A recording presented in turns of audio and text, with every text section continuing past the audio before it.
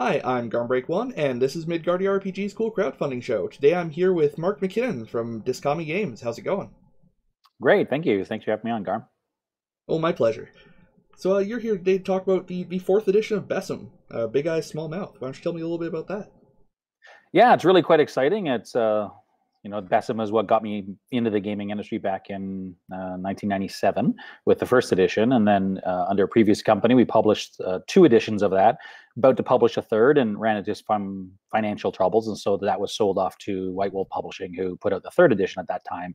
That was over a dozen years ago, and so it's been my baby. It's something I've been interested in for a long time. So I kind of put the feelers out several times with the various different owners of White Wolf that I'd be interested in redoing it and licensing it back from them if I could. And finally, it came through. All the persistence paid off. And so, something I've been working on for numerous years is taking the third edition and making the improvements that I never really had a chance to do with third edition the way I wanted to turn it into a fourth edition. And so now it's crowdfunding on Kickstarter. A couple days in, we're already well past our initial funding goal and well on our way through the stretch goals now. So it'll be coming out by December at the end of the year. It's practically done now. We're finishing up some of the extra writing, editing, a couple extra art pieces, but it's going to be launching a line later on in the year, and then we have expansions and a line support plan for the next several years as well. Excellent. So this is, in some ways, the to third edition as second was the first, basically. It's the updated, refined, kind of more put together copy, right?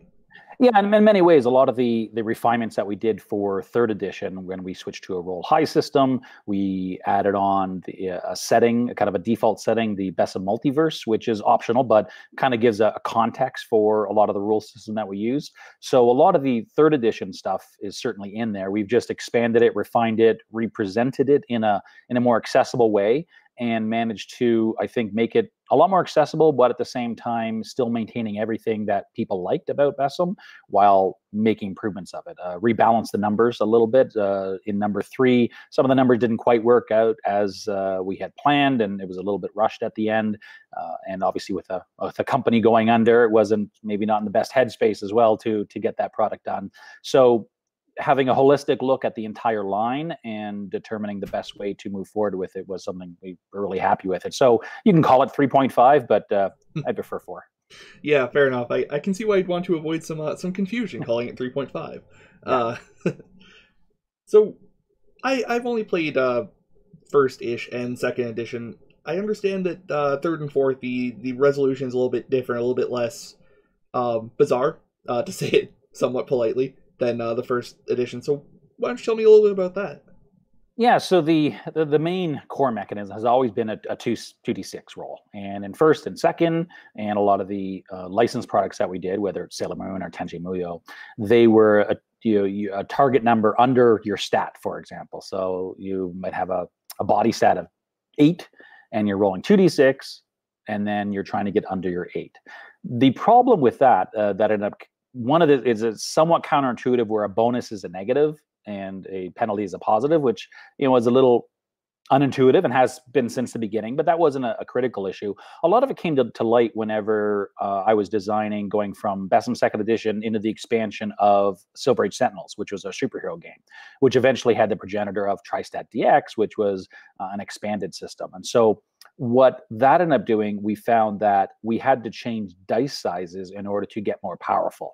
So a superhero game was a 2d10 versus the anime with a 2d6. Not that, of course, you can't get Goku level Super Saiyan in anime, but with superheroes typically was a bit of a higher power level. And so we came up with a mechanism with DX, was that you could actually modify the dice size depending on the power level of the genre. So your standard was 6, maybe Cyberpunk might be an 8, and then you go up to 10 for superhero. You can get to 12. When we did the Authority role-playing game, we did 2d12 because that's a little bit bigger than Silver Age Sentinels. So it could work, but it's a little bit clunky and doesn't really allow for transfer that well between characters. So you couldn't easily take a Silver Age Sentinels character, plop them into a BESM game, as an example. The advantage of switching over to a roll high changes all that, because now it's open-ended. When you're obviously rolling low, it closes at 0.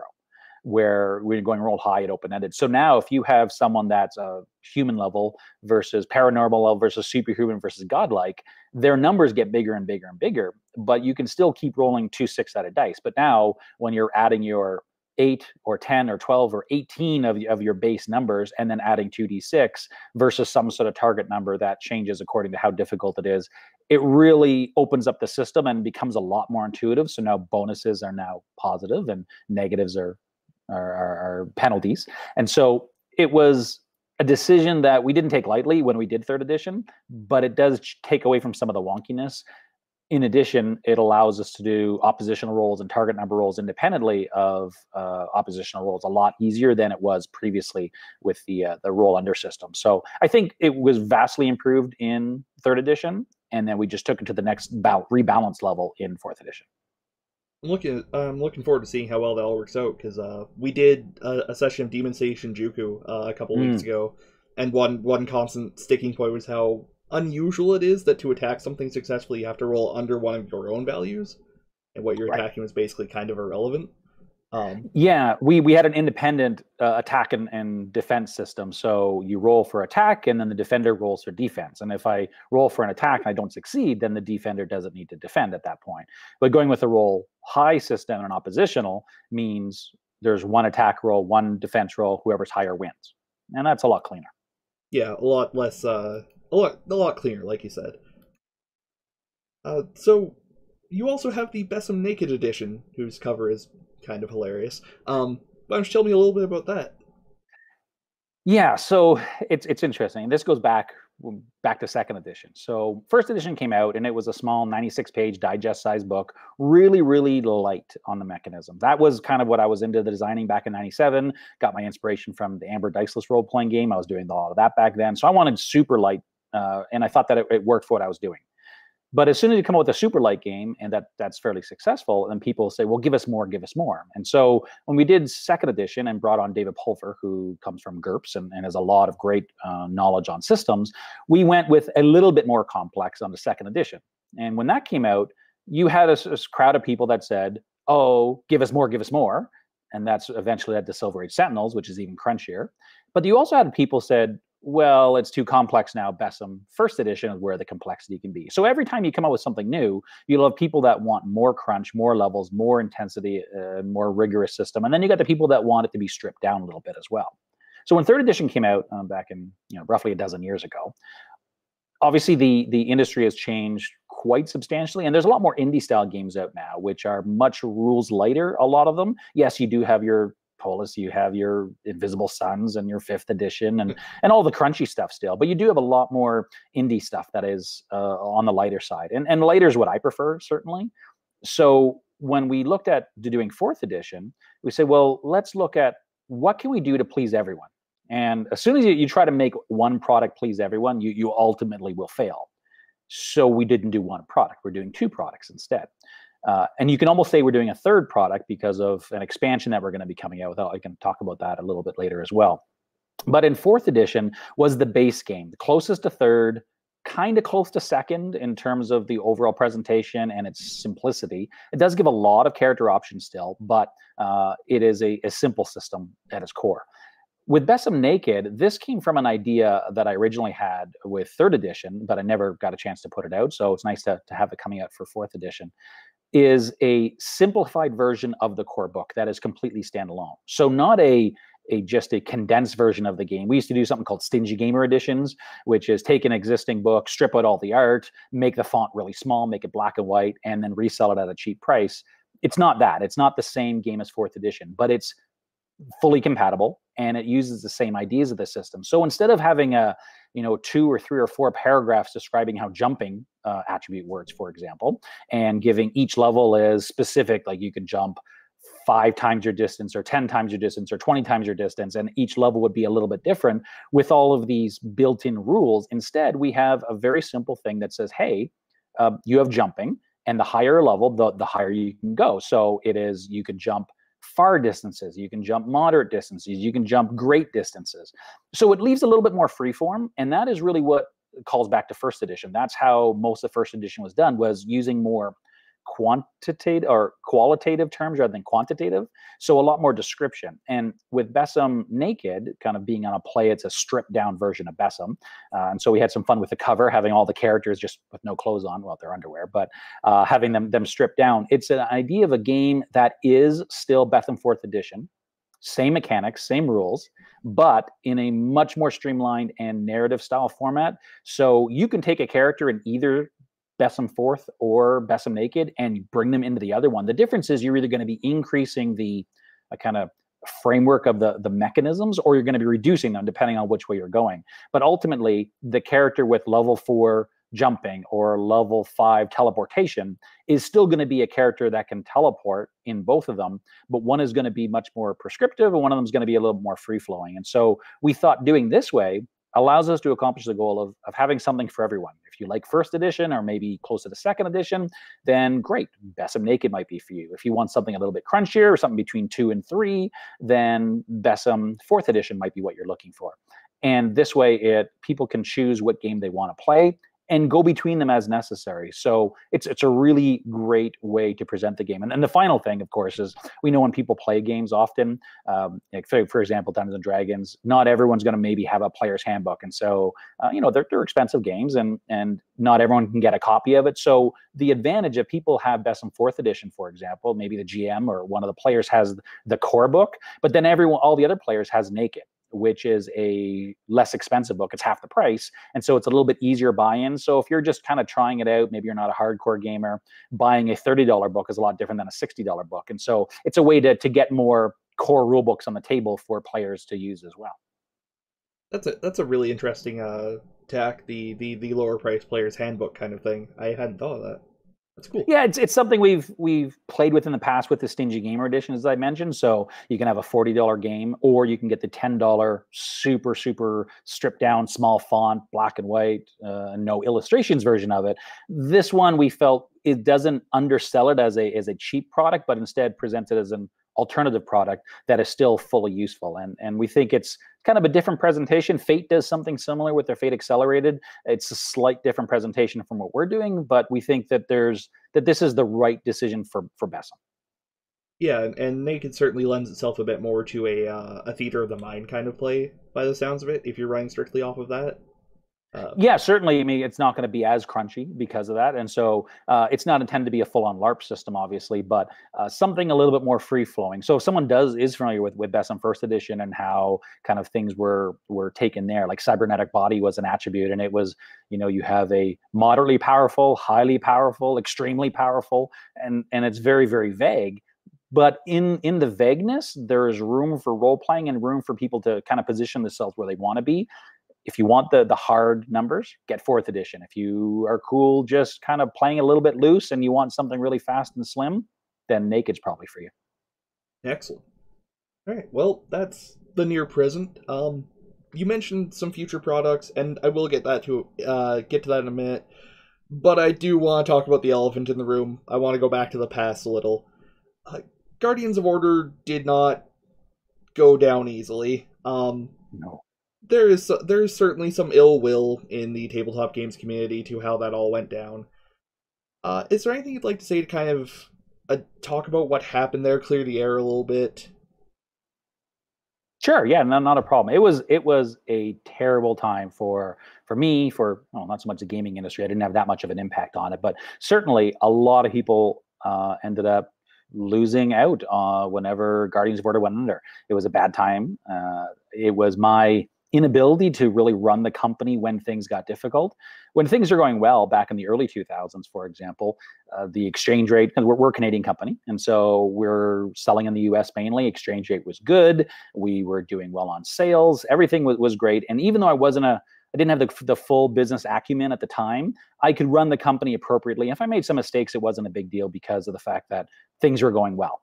But when things started changing, both with the dollar exchange rate started falling, so we'd have the same level of sales, but our income would be less. So paying, for example, for our staffing in the Canadian office, that was being impacted. And additionally, with the D20 system changing the industry, and there was a little bit of contraction as it went on to, say, the mid-2000s, all of that happened, and I did not have anywhere near the experience or the acumen to know what was happening. And in fact, I was blind. I just didn't pay attention. I kind of just ignored all the bad that was happening, and it was always the next product will fix everything. Next product will fix everything. We got the Game of Thrones license. This is going to be great. When that comes out, we'll catch up on everything. And it was always thinking the next product, the next product, the next product. So optimism, but also not just being afraid to kind of look too detailed on what the state of the company was. And when people keep giving you credit, whether it's printers or we have contracts with freelancer writers and artists, which we'd be happy to pay after publication, it was really easy to just say, oh, we're doing great. And we would just keep pushing. Everything will take care of itself. Have faith. And that wasn't the case. At the end of 2004, I sat down with the employees and we took a look and said, okay, the reality is we're done. We cannot keep going like this. We've racked up too much debt. There is no out that we had thought. The holy grail of the next book didn't materialize. And at that point, we had dug such an incredible hole. And when I say we, I'm used to speaking in kind of the royal we, the company we. It was me. I was running the company, and it was all on my shoulders. And my failure, my ineptitude, drove the company in the ground, and a lot of people got hurt, whether my friends, certainly investors that I may or may not have known well. A lot of freelancers got burned, and I ended up losing a lot of friends, my best friend over it. And because of, I didn't know how to fix it. And then when you're getting into a time when, you're a baby, there's something you'd invested the 8 years and you thought it was going well, and then everything starts exploding around you. I wouldn't say depression, but certainly I wasn't in a good place at the time. And so it's really easy to clam up. I'm highly analytical. That's always been in my nature. And I typically don't like communicating unless I have all the information. And so that perfect situation often wouldn't come. And so I wouldn't be communicating. I'd be keeping to myself. I ended up letting all the employees go. And at the end of 2004. And so I was running the company by myself, thinking I would catch up. Maybe I'd have to scale back, but hey, there's still BESM 3rd edition that was going to be coming out, and there's still the Game of Thrones. And I thought maybe I can still catch up, but I have to do it on my own. I can't have $250,000 in salaries and overhead with rent and whatnot. So thought I can keep going, push things off a little bit too late, and eventually dug such a large hole that when it went belly up, it went bad. And there was no one that can get paid. We had secured creditors that took everything at that point. The government being the biggest secured creditor on not paying all the property source deductions for employees and HST and whatnot. So I really did a terrible job at the end of the company. And when things went that bad, I had to step away and leave the industry completely. I did the best I could. I placed BESM 3rd edition with White Wolf, and so they can get it out, and sold that, even though that was what started my company, but sold it off to pay off some of the creditors. And same with Game of Thrones, we placed that with White Wolf. And so I did the best I could, but it wasn't very good at all. Since then, there was a few mistakes made along the way, of course, and there's some PDF stuff that I wasn't paying attention to on drive-through and numerous different problems. But there's no doubt lots of people got hurt badly in the industry, and I feel terrible about what ended up happening. So yeah, whenever I entered back in the industry in 2013 with a publishing company for doing board games, that's where I thought I'd kind of position myself after being out of the industry for a while. The song of game design pulled me back in to do something on the side, and I knew there'd be some blowback, certainly, and there was at the time. And we put out a game and then another game and another game, and everything was fine. Everyone was paid. There was no outstanding debts. We were, the new company was liquid. Everything was going fine. Got the Sailor Moon license, came out with several games for that. Everything's great. But I knew as soon as I got the BESM license that it would bring up a lot of the old feelings, even though BESM itself, the BESM line, never had any problems with it. Because I did most of the work on that. We didn't have an entire book written by freelancers. I did most of the work on it, or it was done in-house. And a lot of the art was done and paid for. So anything that related to BESM, the 3rd edition, for example, and that was all taken care of and is 100% clean, clear at that point. But doing a 4th edition puts me back into the RPG industry, which was of course going to bring up some bad memory. It's been over a dozen years. It's unfortunate that I had such an impact on people that it still affects them today. And obviously I feel terrible that a dozen years later, it's still foremost in their mind, and that's really unfortunate. And I take 100% ownership on that. Under the old company, it's no longer operational, has been operational for an incredible amount of time. And so all the debts and everything that was due then is now done. And that will remain unpaid. All the creditors and the freelancers and the printers and the investors and publishing partners, none of that's going to get resolved. Moving forward, Discami is in a completely different situation. 100% liquid. We partnered with Japan Anime Games to put out BESM 4th edition because they have such a great reach on the anime crowd. And so we're in a position right now where we can do. We're not gonna fix. I'm not gonna fix anything that happened in the past. I'm not gonna make up for anything that I did wrong.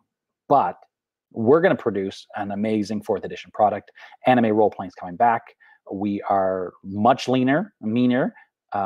Bills are being paid. No more publishing contracts where writers or artists get paid after publication. That's done. I learned my lesson. I do not want to give myself any more rope that I did back then. I want to make sure that I hold my own feet to the fire to make sure that everything is taken care of and paid in advance.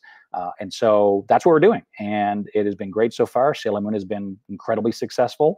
Big Eye Small Mouth 4th edition Kickstarter so far has been incredibly successful. We got some amazing product lined up. Excellent artists, excellent writers. And so I'm 100% confident that there's none of the problems that came with Guardians of Order is going to lead into Discami. It doesn't erase anything that happened with Guardians of Order. That's on me. But I think that the future holds some really good things for what our company's going to be doing. Well, I'm certainly glad to hear you taking ownership of that, because the first thing I heard about this Kickstarter was, oh my god, I can't believe he's back in the industry. You wouldn't be the only one. Certainly, any of the anger and the frustration is 100% justified, especially if you're one of those people that didn't get paid for work that you did from me, or if work was published, not even just didn't get paid, because there's some people that did some work, we didn't publish it, and so it just reverted back to them, and they did a lot of work they didn't get paid. But that's very different than I printed a book, I sold the book, and you wrote or did art for it, and then you didn't get paid after we did, and then the money disappeared on the folding of the company with the creditors. That's pretty insulting. And so I don't blame anyone for being furious at what happened over a dozen years ago. It makes sense. But Guardians of Order isn't around any longer. I am, and I'm, people want to direct their anger at me or Discami. No problem. I understand that. I'm not denying any of the bad that happened. There may be some facts that are wrong, but I'm not going to get in and try to debate facts. There's no value in trying to correct someone on a historical inaccuracy from 12 years ago. There's no value. They're not going to feel better. I'm not going to feel better about it. I feel terrible, always will. It's the greatest failure of my life, and I'm hoping that it is the greatest failure, that nothing bigger comes in the future. But without a doubt, that's a massive blemish. So lots of people are ultimately skeptical of me coming back in the industry, and I don't blame them. That's why we're partnering with Japan Anime Games. They're holding me accountable, certainly, and they deserve to. And I want to make sure anyone I work with, freelancers, artists, writers, publishing partners, everyone wants to hold us accountable. And what they'll see is that Discami is not Guardians of Order, completely different. Yes, I'm still around, but I've learned a lot in this dozen years as well, and I'll make sure I do not make any of the same mistakes I made previously. I am very glad to hear that. I have some old Guardians of Order stuff sitting behind me, right over there. Yeah, I see the Lane book, and that was a very weird RPG to be doing. But yeah, the Sailor Moon. It's always great to see it out there. The Complete Guide to Yoma, Volume 1, yep. The only volume. Yeah, we wanted to do Volume 2, but never got around to doing that, unfortunately. Yeah, I've got some other stuff kicking around somewhere, but this was just on the stack behind me. So the future. You mentioned a third product. You mentioned that there's something big in the works for expansion and right. Yes. Support. So that is called BESM Extras. So one of the things when we looked at third edition and somewhat second, but there was a lot of additional stuff that came out that is, for example, rules on how to the falling rules and crashing rules and called shots and holding your actions and all these different combat things. which are very interesting for someone who wants to use those. There's a lot of extra crunch you can bring onto Big Eye Small Mouth, and over the many expansions, the many licensed products, we came a lot of crunch. But with fourth edition, I didn't want that being the kind of the default. The default for fourth edition needed to be streamlined, quick, furious, very anime-like, and robust, but not deep. So with BESM Extras, that's an expansion that's going to be coming out in 2020. That is the expansion and optional rules aspect. So for example, let's take something like damage. So we have a system for damage, and our damage is effectively static. So if I'm fighting with a level 2 weapon and I have a 5 or my damage multiplier, 5 times 2 is 10. I have my attack combat value, and then I get a damage, and it's always the same. It could be 17 points of damage whenever I swing at this sword. Well, if you play Dungeons and Dragons, every attack is going to be different. And so what if we have 2 or 3 or 4 different ways you can do damage? And apply it. Is it going to be random? Is it going to be calculated differently? And so the BESM Extras is kind of the compendium of all of the different ways you can do things that are variations from our core game and our core rules, but are pretty neat by themselves, or it's something that is going to be a little bit deeper. For example, called shots is a great example. Most of the time when we're doing anime role playing, doing a specific called shot to a specific point of the body is not something that comes up a lot unless you're running a more tactical style game or something maybe a little more precise. And by doing that, by taking those more complex or deep rules out of the core book and out of Naked and putting them in their own expansion to themselves, that's going to be an expansion of so many options of rules. It gives players the next level what they're looking for. So when I've said that there's 3 versions of BESM, there's BESM 4th, there's BESM Naked, and then you can almost say there's BESM 4.5 or BESM 5, which is everything in the core book, but then all these extra things on top of it. So we're going to have variations on advancement. How do you advance? How do you do damage? How do you fight in combat? What are some of the ways you can handle knockback, which is, came out as Silver Age Sentinels, which was very superhero-ish. And not everyone wants knockback, but we're going to have knockback in there in the new rules. We're going to have power packages. So people talk about magic a lot. Magic is a really difficult thing when you're trying to be a universal magic system. So blood ritual magic versus psionics versus free-flowing nature magic, very, very different mechanisms and approaches. So we produce a very simplistic and overview of dynamic powers or power flux in BESM 4th edition, but we're going to have these power packages, power packs in BESM options, which will say, so if you're a ritualistic mage, here is a package of predetermined enhancements and limiters. Think of them are like drawbacks or things you need to do. For example, could be chanting, it could be somatic components or verbal, it could be you need blood or whatnot. So there's going to be packages that you can say, well, I have flight, but because my flight is blood magic, here's the blood magic power pack that I have to assign to everything that I do. And it's just a really elegant, clean way of attaching on a collection of attributes and defects or limiters, enhancements in order to make the magic and attributes function more the way you want it to in your specific campaign world.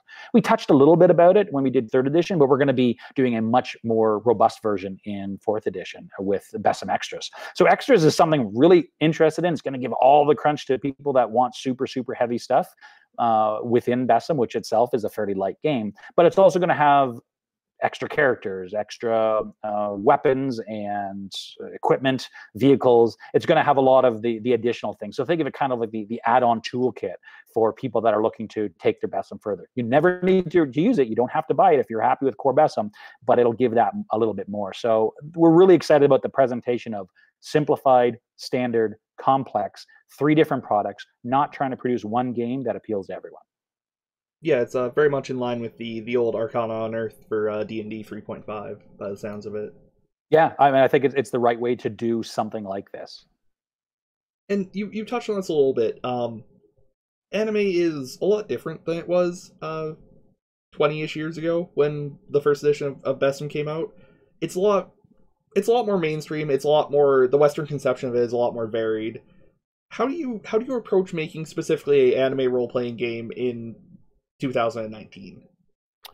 Right. So the origins of BESM First Edition, the kernel to that came from when I watched Ranma One Half for the first time. So, I mean, obviously I had watched some anime, but it was when I was watching that show, I said, oh my gosh, this is so funny. This is great. I want to do a Ranma One Half role-playing game. And it was just something I was doing for my own. Yeah, I mean, I played D&D, Amber. That was my thing back then. But when I started creating the game, I realized, oh, if I can just expand this a little bit more, I can do not just Ranma, but I can do Tenchi, and I can do Sailor Moon, and I can do a few other things. So I expanded it out a little bit more. And that's where the initial kernel came from. So by the time third edition comes around, the system has been expanded enough that even though, say, the last edition was a dozen years ago, any of the anime coming out with now, really it's more the trappings or the setting has changed. The mechanisms of what BESM as a universal multi-genre system can handle, that has not changed at all. So if you look at something like either a Sword Art Online or maybe Attack on Titan, that could have been done with BESM second edition, and then BESM third edition, of course. So even though anime has changed in how it's done and presented in scope is very, very different, the storytelling is very different, but the mechanisms that we presented in a universal system are closer to being timeless. And by the time it gets to fourth edition, the couple of things we were missing have since been updated as well. And of course, the trappings around things that aren't directly mechanistic has updated as well. That's just talk about something simple about consent in role playing. Well, a dozen years ago, that really wasn't kind of something we talked about. It wasn't a taboo subject, but it just didn't really kind of come up about, hey, you really have to be sensitive about your portrayal of this particular character from a marginalized group, because that's something we didn't really talk much about back then. Well, advanced a dozen years in the future, now this kind of sensitivity needs to take place in all aspects of our life, including role playing. And so we just have a little section addressing, for example, consent and sensitivity around, for example, something as simple as portrayal of authority, police figures, for example.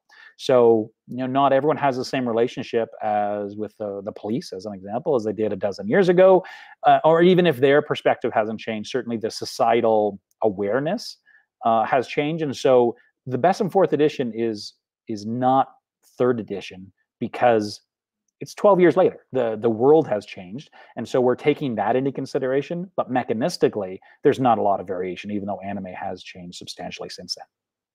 Cool. That was a very eloquent answer. Well, so what are your plans for the future? What do your plans for the future look like? BESM had a lot of at least one or two licensed supplements. I've seen shelves at my friendly local game store, just like anime I've never heard of in my life. Are there any plans for that? You mentioned that you have the Sailor Moon license for board games. Right.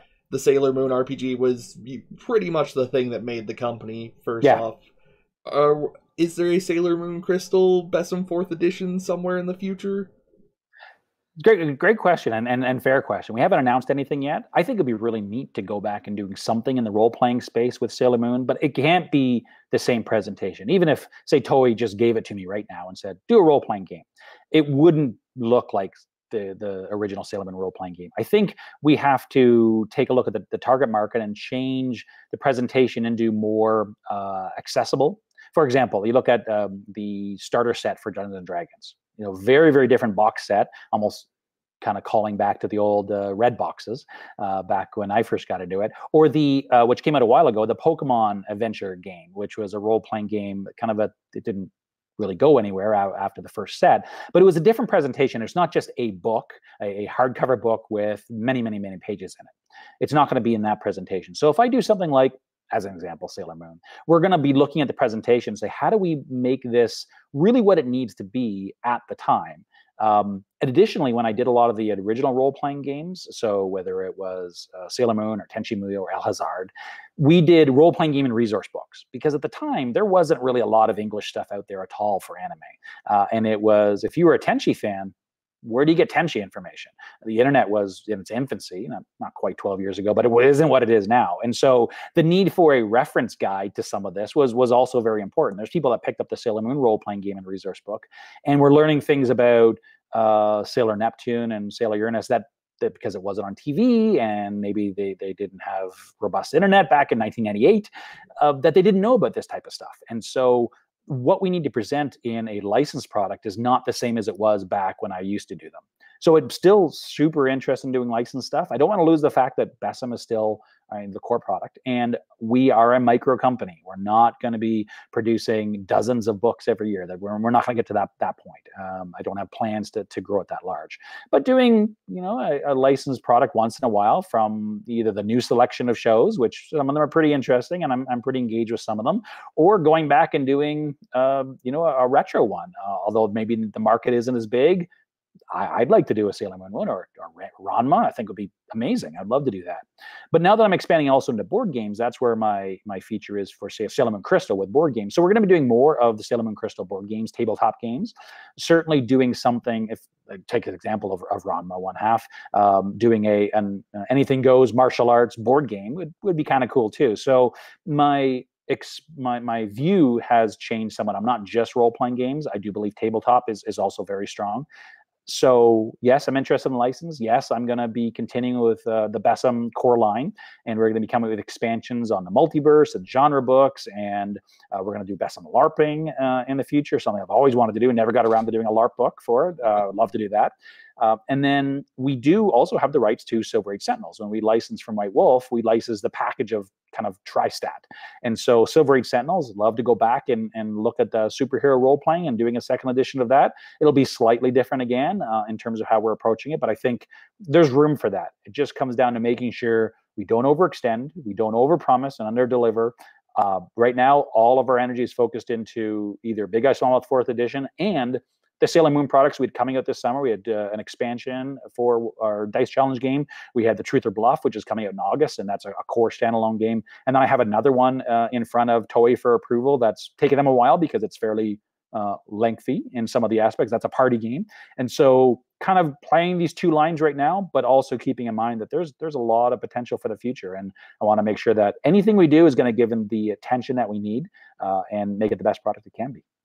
I'm glad to hear, and I'm also glad to hear that if there is a Sailor Moon Crystal game, it'll be slightly different than the original, because, man, I made characters in that. It's something, man. It's like 4 successive layers of buying points to buy points. Yeah, it worked for what we're doing then. We used to have a sub-attribute system that came in 2nd edition, where you'd buy your Senshi power, and then Senshi power had all these sub-powers. We're getting rid of sub-powers. That's just not something we like doing, and so we've simplified that a lot in 3rd and 4th edition. So yeah, if we do something new with the license, it's going to be different. Don't know how it'll be. We don't have anything announced yet, but whenever we're looking forward to doing that, we'd be sure to get everyone on board. I'm glad to hear. I remember looking at the weapon attacks for 2nd edition for the first time, being like, this is so much better. So you mentioned that you licensed all of the tri-stat stuff.